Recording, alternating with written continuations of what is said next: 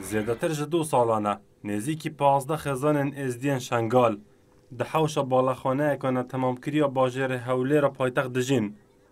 Wekî ew diyar dikin di rewşeka xirab da jiyanê dibene ser û hikûmeta Herêma Kurdistanê jî tu hevkarî bi wan nekirîne, tenê hindek rêxirayên biyanî û xêrxwazî hevkarî wan dikin. Ew balaxaneya netemamkirî ya dapûşiya bi hindek rêklam û dîwarekê bilind, wekî ew aware diyar dikin, bi tenê asmanî dibînin û dibêjin herçend em şiyan ji destên Daeş xwe qurtar bikin, lê em li vê re hatîne zîndanîkirin çunkî ne zarokên me dixwînin û ne xizmetek ji laya hikûmetê ve bû me dihête pêşkêşkirin. Ev xwedê jiyana me li Şingalê çi re yanî min cihûya tenê xwe hûn geleka baş bû. Mesela xelkê Hewlêrê mala tewana ve texsîr nakin kêşa me. Jiyana me bi xwedê geleka bi zehmet bû. Çaxê Daeş bi ser me de girtî me nizanî yanî kê deqîqêka heke meselen yanî ruhê me çê û rastî gelekîş me re bi zehmet bû bes wîsaneke her însanekî hedê xwe. Me her do çavêt xwe dî û ez bijme ta hetanekî ez ê saxim agirê wê ketî min jî ketiya agirê wê ve mirî agirê min ve namirê. Li dem hatina çekdarên Daeş zêdetir ji 5000 welatiyên Şengal şehîd bûn û xoxên Emir jî dibêjîtin barana kiçan min li ber çavên min şehîd kirin û heya di jiyanê de bim dê ji ber xema kuştina kiça xwe nalim. Çi bîjim? Mi dî keça me kuştin.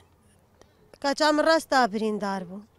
Beseka textor hebane û textorê qenc bane û Daeş hêlava keça me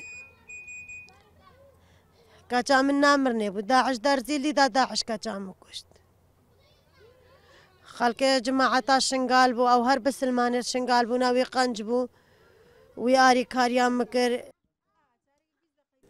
Çalakvanek dibêjîtin dema dihê me êre wasa dibînim ev xelkeyê hatiye zîndanîkirin çunkî li derdora wan hemî xelkê zengîn û berpirsên herêmê ne û rojekê hez bi nexweşiyên wan nakin.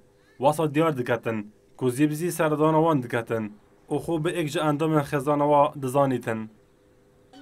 Rastî wê barodoxê ku hûn niha dît yanî barodoxê wan gelek ne baş e yani tu bibîne pêdawîstiyê wan jiyankirin tune xizmetê wan tenduristî tune ji bo zarokê kiçik dîsan yanî ku jî xwîndin tune حقوق تنه خارنه باش تنه جي باقش تنه يعني حالوان قال خراب اگر تو وان بيجي كل كامبان بس اوي كو دست داعش وقريانا ديسا حالوان هر قال خراب اجبروي مع الاسف حكومتي هرم نكاري وان خودان بكا